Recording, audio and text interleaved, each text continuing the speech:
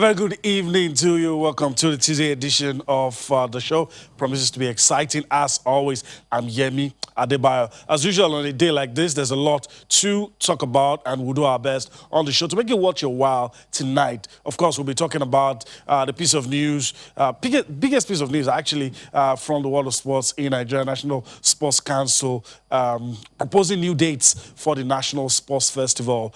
And the question on everybody's lips is, when does all this end? When does all this end? So we'll talk about that on the show. It's going to take our time. We spent a lot of time on it, looking at all the angles and looking at it. Before we came into the studio, in the English Premier League, Frank Lampard's Chelsea, of course, lost. At about 92 minutes, a lot of us thought was going to end in a draw, but football, what football usually does, give you surprises. And of course, they lost to Wolverhampton Wanderers 2-1. So that's the outlook of the show today. Let me quickly introduce my partner on the show. Is going to be with me from start to finish, and we're going to crisscross to many different places in your amazing world of sports, and just sit back and relax as you join us for this swell ride. Damlola Onifade joins me on the show. It's been a while.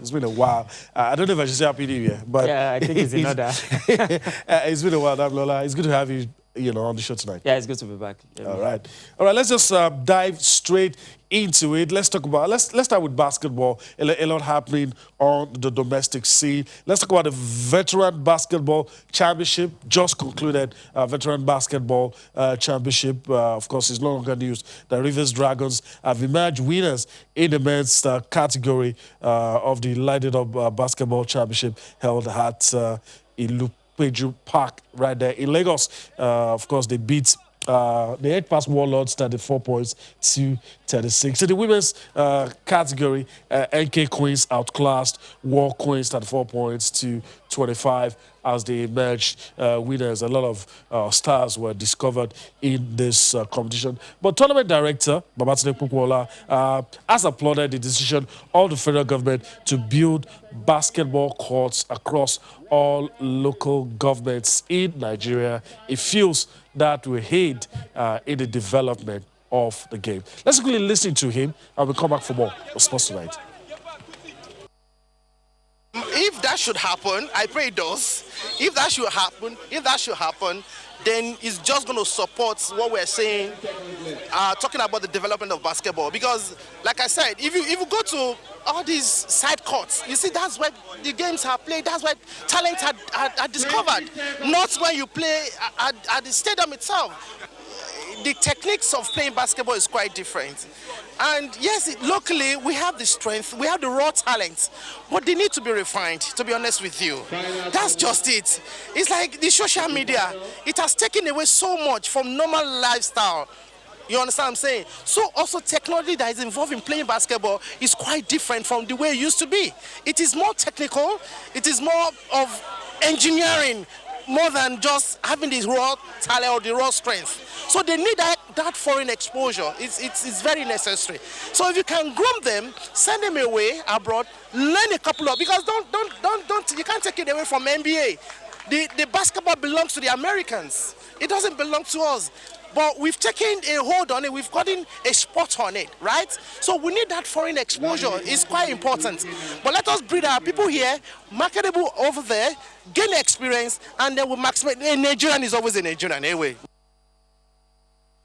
All right, good one. And hopefully we get to see that idea gets to see the light of the day, and we get to have basketball courts across over 700 local governments that we have in Nigeria. Get to see it. Damlola, I don't know. Hearing him speak, we've talked about it over time. The proposal of the sports minister. We hope that it gets to see the light of the day. One of the things Babatunde Popoola said that I like is that you need those kind of avenues to discover these talents. It's not all of them you get to see in those big competitions. Yeah. This kind of competitions, you get to see them, and they need the opportunity to play. And that federal government initiative, if they get to do it, will probably be a springboard to help us discover talent, and we can take it from there. Absolutely. I expect that that's something that we should actually prioritize. It's not just a case of. I don't even like the fact that a pronouncement is made and we still have to keep putting if. It says a lot about what we've done over the years. Yeah, sure. Once a pronouncement is made, there should be an assurance that it's done and dusted. Somebody follows It's just through, implementation that is left. Because once you have courts like this, just like what you have in Elugbeja, I used to live very close to that particular area, so I know what that court has done in time past. And the truth is, once you have that, it will surprise you what basketball will become in this country. It will become a sport of choice. There are a lot of guys now that want to play basketball, but facilities are not close to them. Yeah. And so once you do that, it builds interest, and then it also gives you the opportunity that even within inter-street, you might have competitions because the facilities are there. He alluded to the United States of America, and that's the format. Almost every street there's a basketball court. Yeah. There are places you could go where you're not restricted. Yeah. You could go play the game. That's why they keep turning out, they keep producing. And that's why the game is one of it's probably their number one sport over there. There is only one reason why football is probably the most loved sport here, because it's probably the only sport you can play anywhere. Yeah. Including under the bridges. Yeah. Yeah. That's right. That's the reason. So.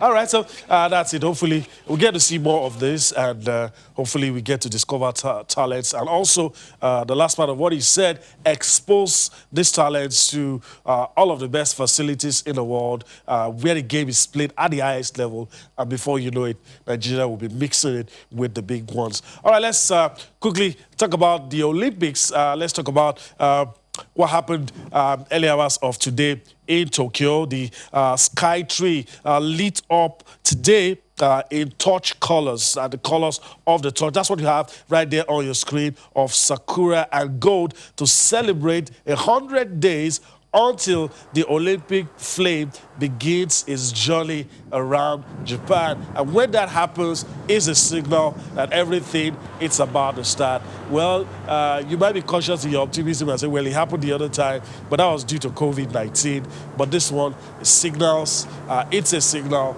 that the organizers, and guess what? The organizers are already saying there's really no reason, no circumstance that could call for a shift or a postponement of the games again. So this signals, this is a good signal.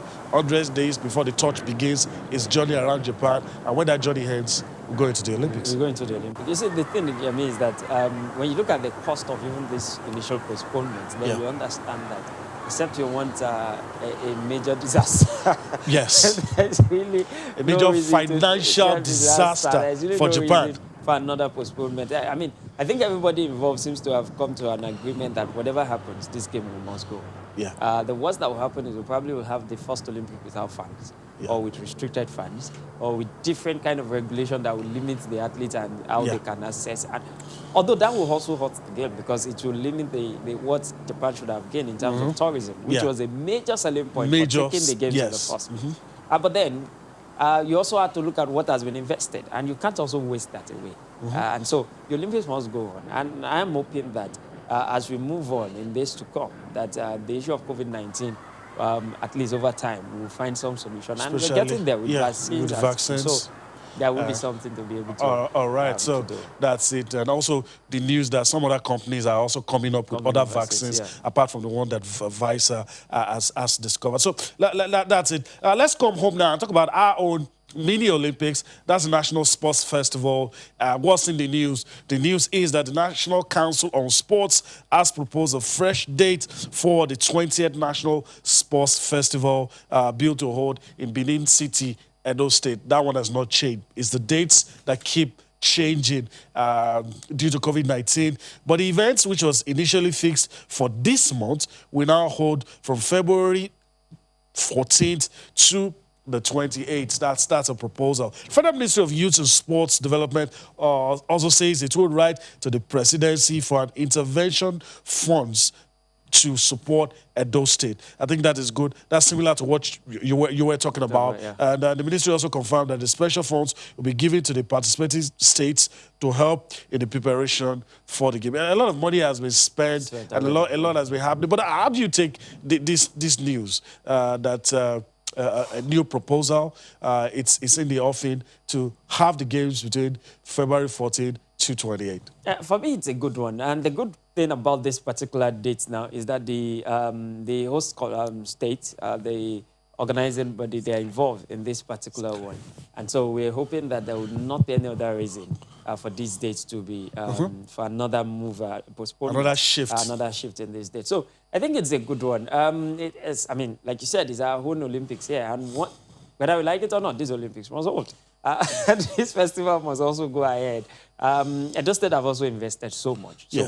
And sometimes it takes a lot more to keep those. And there's been some internal wranglings. The Edo State government has not hidden its displeasure with the PTF, and also the sports ministry for keeping it in the dark with some of the things that we later heard. Now it appears like National Council of Sports Ministry, everybody working in tandem. And it looks like everybody might be on the same page. Because the last time we listened to the Deputy Governor of Edo State, he says, look, you guys are telling me about dates. Nobody has officially communicated these dates to us. But in this particular meeting, the Deputy Governor was involved. Yes, so also that's why I said, that's why I said everybody is now involved. Is now involved. And hopefully, if the sports ministry goes forward to, talk to the federal government, they get the funds they need and all that. I hope Hall will be finally laid to rest. I think Hall will be finally laid to rest. So what we need to hear after this data has been fixed now is moving it towards the game. What do we expect? Are we going to have a restricted number of fans? Are we going to have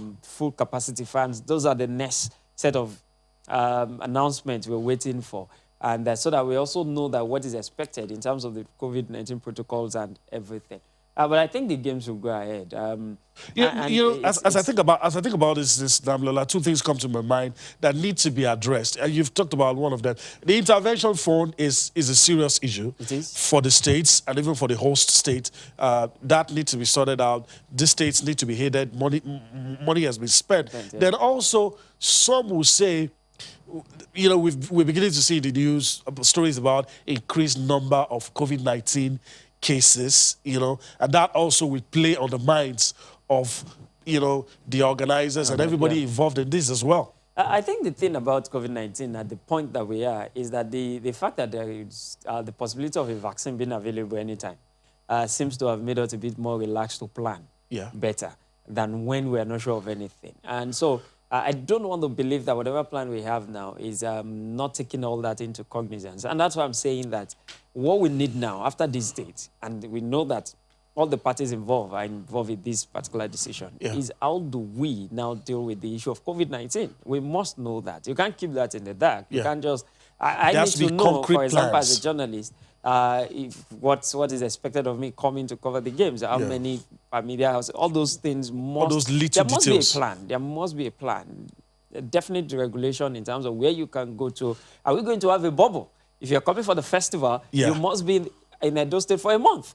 Or 2 weeks. We must know all that. It's not something that you want to cover the festival and you're leaving your house 24 hours to the games. We must... Especially in this current scenario.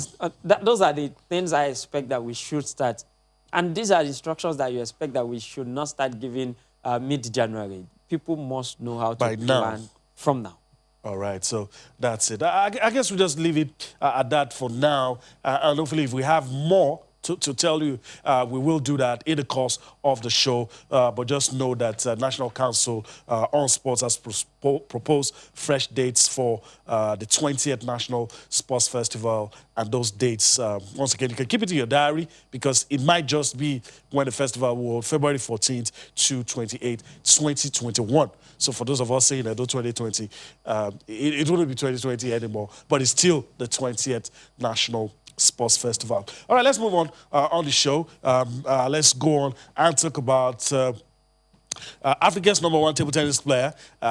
This time we're not talking about what he's doing in front of the table. We're talking about the kind gesture that he did for para table tennis players. Of course, Aaron Okodri has donated equipment of huge value to two para athletes, Isao Ogunkunle and of course Faith Obazoaye, ahead of the Tokyo 2020 Tokyo Paralympic Games. Well, it's still called 2020, but it's going to be in 2021 anyway. So the branded equipment includes 3 pairs of rubber, blade, bat cover. I mean, all the equipment, as you can see in your picture. Of course, technical director of the Nigeria Table Tennis Federation, Adesoji Tayo, hailed this gesture from Aaron Okodri, as all of us are doing, because of course Nigeria will be the direct beneficiary of all of this if these athletes go on to Tokyo and get to do very well. Let's just listen to the beneficiaries of this, then we'll come back also later on, listen to the stakeholders, how pleased they are with what just happened. A very big thanks to Kodri Haruna that remember us, give us this equipment for preparation for Paralympic 2021. I hope with this equipment, by God's grace, we will deliver. Because we are sometimes like equipment, but now that we are getting this from our international player, we can improve in our training, and with training, we can get medal from Paralympics. Even to participate in the Paralympics is a dream that comes true in my life. I've been dreaming of playing in Paralympic over 10 years ago, but now I thank God that it's now possible for me to go to Paralympic. And with this, I think I will deliver. Honestly, I can't promise gold, but I will make sure that I deliver by God's grace. Yeah, it will motivate me, to motivate my games, and it will also make me.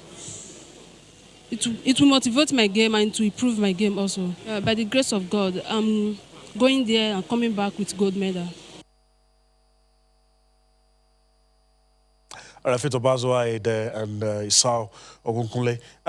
Damilola, your thoughts?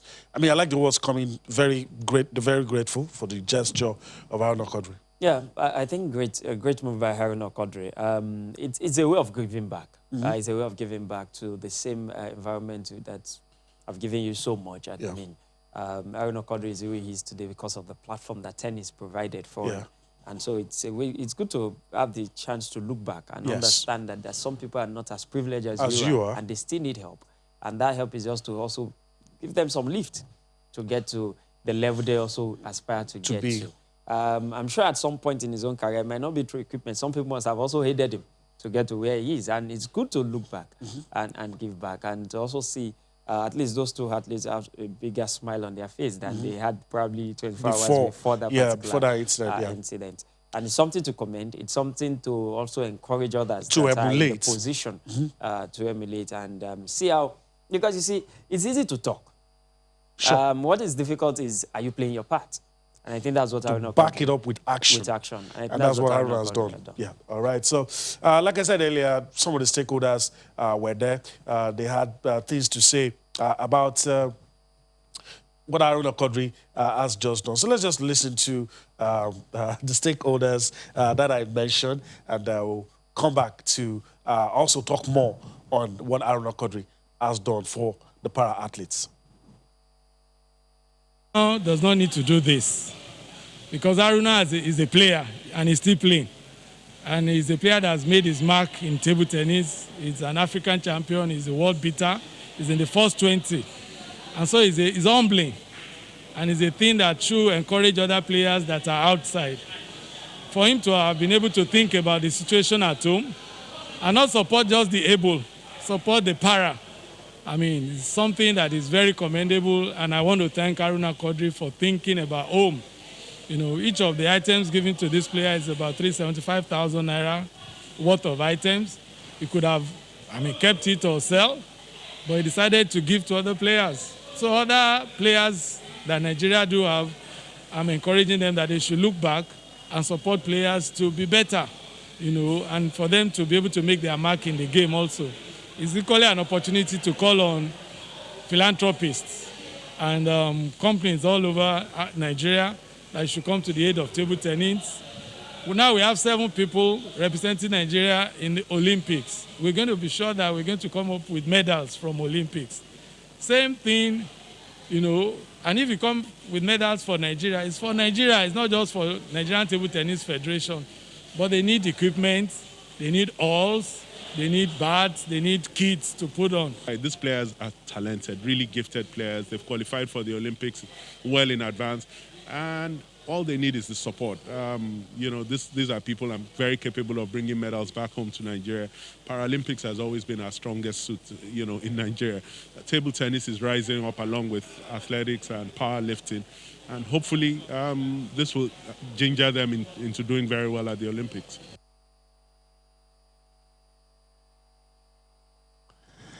All right, welcome back. All right, so as an update to one of the things we've been talking about the National Sports Festival, let's quickly see if we're going to have one of the stakeholders join us on the show as we move on. Well-known and respected sports administrator. He is currently the executive chairman of the Edo State's Sports Commission. I'm talking of Godwin Dudu Orume. Let's see if we can have that conversation. It's good to have you join us on the show tonight. Yeah, thanks, Dumnadi. It's good to be with you too. Okay.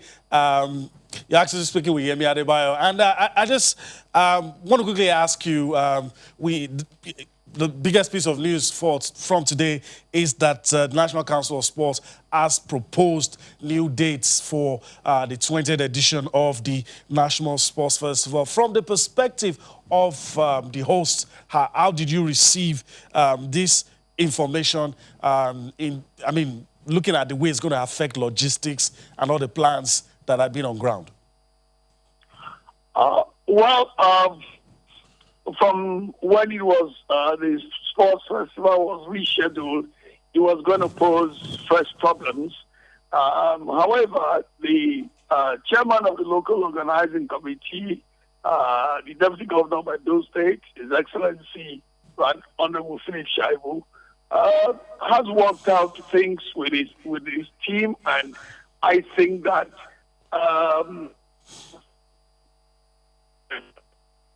it will be coming at a cost. As you know, a lot of the things that were paid for, having to revise, we have to look at the costs again, and a lot of these things have increased in cost by 40 to 50%, and that's an awful lot. Having said that, we're hoping that our preparedness in terms of the infrastructure, the sports facilities, will ease things up for us. But again, the added cost of COVID protocol will all put figures well beyond our budget for the festival. We are also hoping, in the spirit of what the Honorable Minister for Youth and Sport has said, that there will be intervention funds to support both, the Ministry of Youth and Sports as owners of the event, and my state, Edo State, as hosts. Okay. All right. Let me quickly throw this in. Talking about the state of readiness, I just want to quickly get your views. We've seen the facilities, but in terms of readiness for the events, now that you have at least roughly 2 months, how ready is the state now? Well, it's just, in my opinion, what I see on ground, because I'm a member of the LOC as well. We do have a clear idea of what this will entail. Like I said, we'll need to revisit some of the costs. We'll need to revisit some of the logistical arrangement, because you see, what we had planned for originally was that COVID wasn't part of what was anticipated. So it does mean that, where we will be needing about 10 buses, the buses will increase to 20 because of the seating arrangement and the rest of it. And then, of course, the hotel conditions will have to be worked on. Rooms that will otherwise have accommodated 4 people will accommodate 2 people. So there's going to be a stretch of facilities like transportation, like accommodation. But in the main events of where the sporting events take place, I don't see that being a problem. Okay. Before we let you go, I mean, you've talked about all of these things, how people will need to adjust. But looking at the athletes, the journalists, the officials, and sports fans, what kind of adjustments would they have to make? You've talked about it from the side of the host, but what kind of adjustments will fans who want to see the games, journalists covering the games, officials who will come, and the athletes themselves, what kind of adjustments would they need to make? Well, before leaving their states, their COVID protocol requirements they will have to comply with. Okay. And when they arrive here, there will be further checks on, the state of wellness of athletes and officials. Having said that, we hope that the message that people should stay safe, like wearing a face mask, washing hands, doing those basic things, which we do in our positively, especially as facilities for washing of hands and placing things in the right places will all be in place. So we expect that, people will do enough, and I'm pretty certain that messages for care and how much care that needs to be taken will be running on the scoreboards, and then of course radio jingles and messages for the games to raise the consciousness of participants and officials and of course our colleagues in the media on the need to be as careful as possible. Same goes for the crowd, but I do believe that the crowds will be limited as much as possible to the smallest comfortable number in most venues. All right, Godwin Dudorume, I want to thank you for your time on the show. Also, thank you for the updates you have given to us with regards the 20th National Sports Festival. Thank you very much. All right, so that's it. I mean, nothing to add. I was particularly interested in what I was going to say about in terms of adjustments, because, I mean, we've seen things from the side of the host, major, like you said, look, we didn't factor COVID-19 into all of this when we started, and COVID-19 was thrown into the mix, and things are now about 4 times the cost. Even the guys in Tokyo faced that kind of scenario as well. But you look at officials, athletes, the fans, the journalists, they also, in terms of attending this event, have to make adjustments as well. Yeah, lots of adjustments have to be made, and that was the first. That was the reason for the initial reaction of the Deputy Governor of Edo State when the new date, the first date, was announced. The one that was disagreed upon. That you cannot make this date without the host state, because they will bear the brunt of most of these decisions, costs, and so you have to carry them along. And it's good.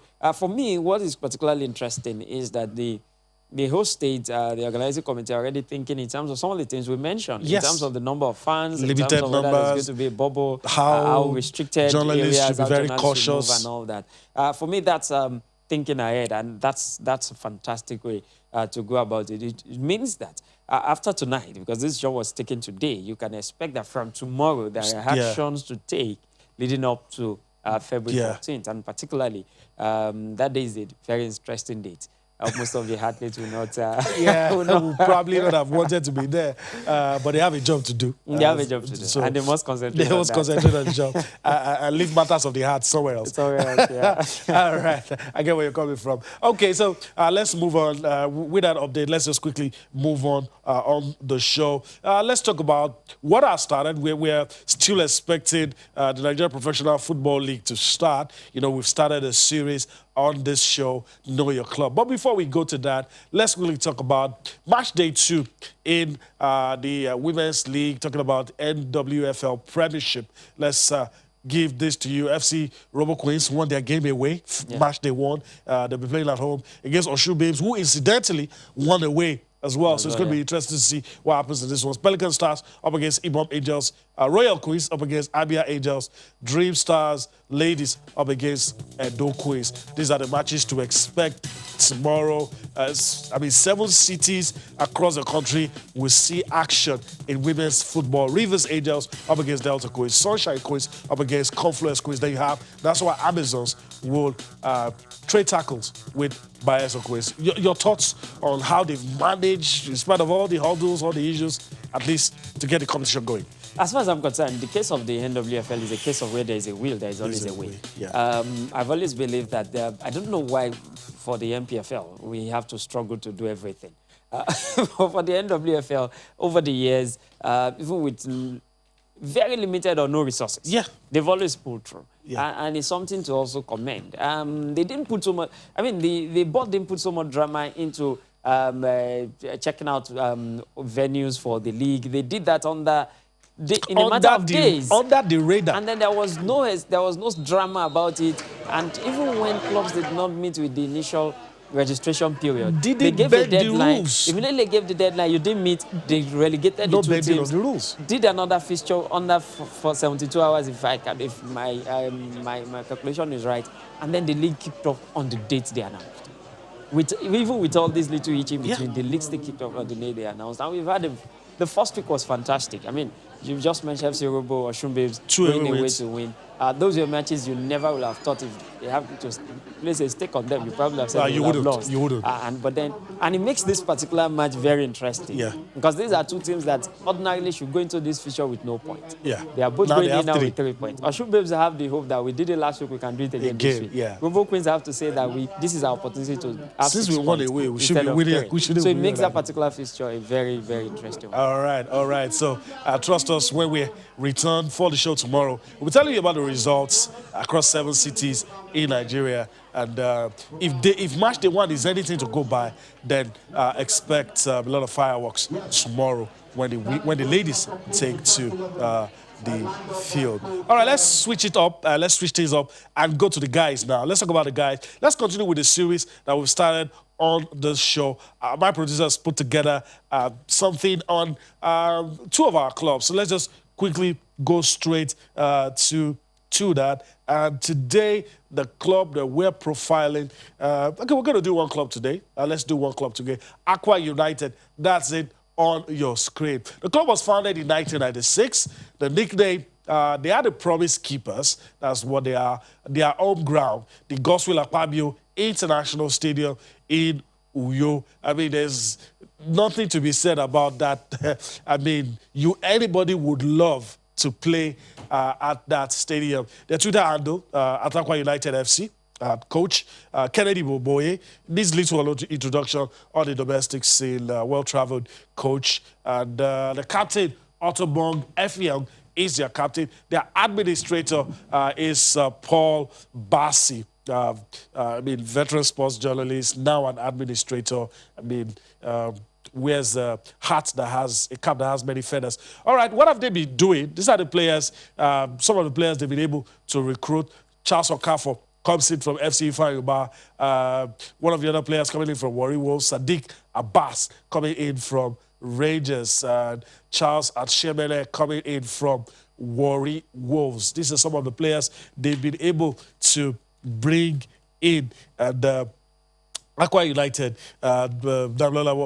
what can you say? We can't really say anything until the matches really start. But if what they've done in times past is anything to go by, you expect them to do well this season. And this is a club that is enjoying a lot of support from the state government. Yeah, it's a club that is enjoying a lot of support. And again, one of the best-run clubs on the domestic scene. That is also reflective in even the number of signings they're having. At least it's not a club signing 15 players. Disbanding the whole team and bringing 35. No. And that's why I'm particularly expecting so much from them. Because if you have... It's a well-run club. The bulk of players that prosecuted last season with you, that means you expect a bit more understanding, continuity and better performance from this team. So I think Aqua United should go into this season with a lot of expectation. Hopefully the season will start as soon as possible. And then we can start seeing the good works that they've done in All this right. off-season. Okay, let me throw you into the mix. Do you still see us having the NPFL start this year? Which year? 2020? 2020. No, it's not possible. Which year?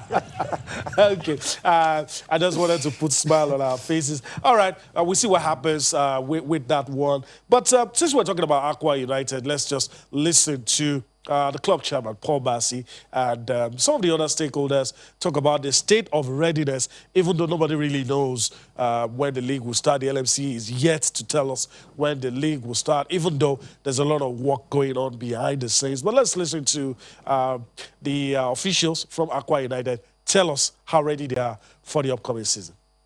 We are looking at the league to have started about 3 months ago. We are ready.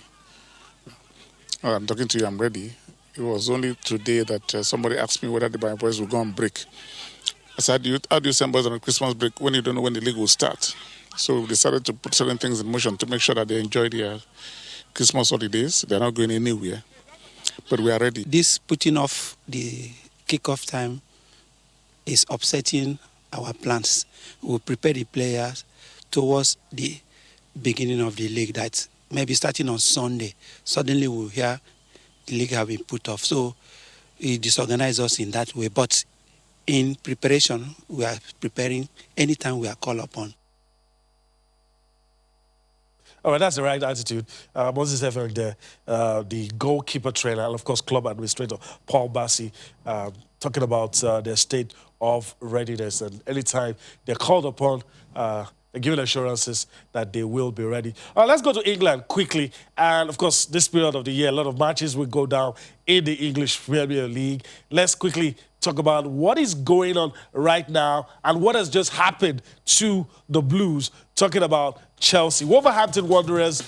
I mean, that's why I'm not a betting person, Damlon. That's why I'm not a betting person. I would have sworn that a game would end in a draw.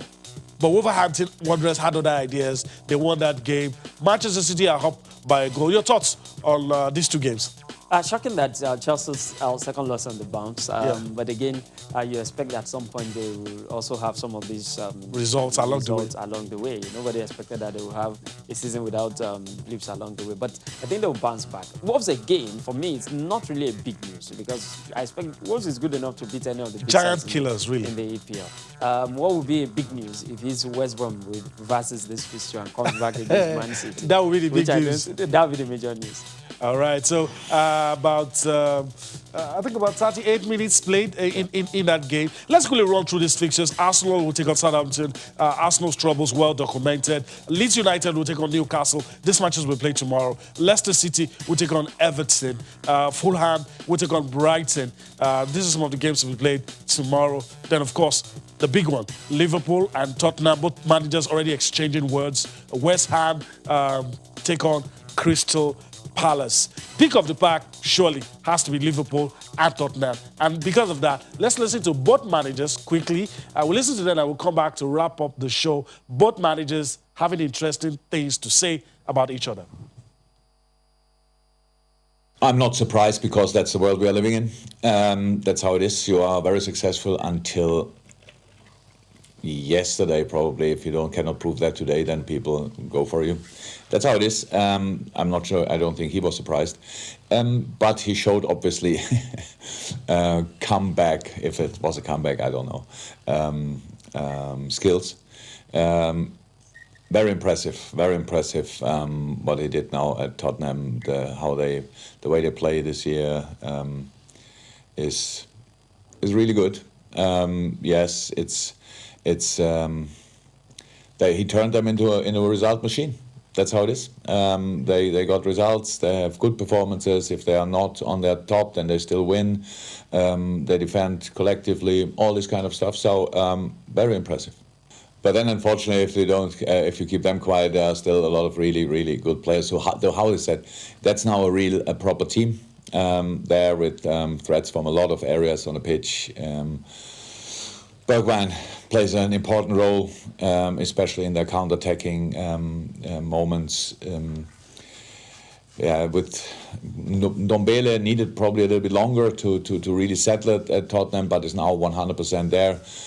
Shares a little bit of job with Lo Celso, Sissoko, Yeah, so Højbjerg, that's a proper unit together there in the midfield, and the last line obviously works pretty well together, and on top of that, with Laurie is a top-class goalie, so that's the team. And with Gareth Bayliss, I think he was ill, if I'm right, the last game. If he's fit again, then another threat, and all the other guys there. So it's, yeah, they're doing well. And yes, of course, Harry Kane in all times when you play at Tottenham, it was always clear you have to make sure that he's not too much involved in the game, but it's difficult. And with Son, it's the same. So and the work relationship they have, obviously in a moment, yeah, it clicked properly. Give me Liverpool list of injuries, and compare that list of injuries with what is the best Liverpool team, and then I can give you a list of 10 injuries at Tottenham. We have 2 kids of the under 16 with injuries. We have 2 other in the under 21, and we have 3 in the under 23. We have Lamela and Tanganga, and here you have a list of 10 players. We are a good team that works hard, but I would say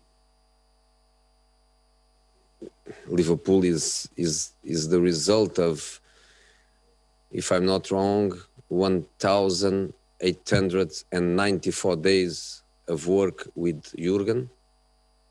1,894. If I'm wrong for a few days. And we are the result of a work of 390 days, but these 390 days are fake, because probably no. Lots of these days were not even days of work, were days of quarantine, were days being at home unable to work. So from almost 2,000 to 300, for us to be able to compete at the level we are doing, I can only give credit to the players and be very, very happy with what they are doing. All right, I'll keep my opinions to myself, but I just have to say, Jose Mourinho never disappoints. Damilola, we're about to cross the finish line, but I mean, you have to say something to, you listen to Jurgen Klopp, you listen to Jose Mourinho, both guys square off tomorrow. Interesting comments. You just have to love Mourinho. You just have to. have to love Mourinho. And I just hope that his players will not disappoint him tomorrow. I expect the fireworks, but if I have to put a bet on it, I'll probably say a draw will be fair enough for both sides. Okay. but he questioned all these things we've talked about, Liverpool's injury. I said, show me their injury list. This one is playing, that one is playing. So who's injured? That's Mourinho for you. That's Mourinho trying to let you know that he knows everything. Overplay what these guys are doing. The point is, even with these injuries, they're Liverpool is still better than most teams in the EPL. And I totally agree. Right, all right. So you're sitting on the fence. Yeah, I would say a draw will be fair enough. Okay, and Spade, what for the Gunners? Mikel Arteta. For the Gunners, they have to keep pushing. Okay. Until maybe the writing will be done in January. Oh. Okay, all right. I guess that's a good place to leave it on the show tonight. It's a good place to leave it on the show. First, I have to thank my guest on the show tonight, Damilola Olufade. It's been a while, but I appreciate the fact that you came tonight. I've had fun. Really. All right. And of course, the conversation never ends. We'll take it out of the studio. Definitely. It continues. Thank you very much. Thank you as well for allowing us to be a part of your day today. We're back here again tomorrow. Take you on a trip across the money spinning world of sport. I'm Yemi Adebayo. Bye-bye now.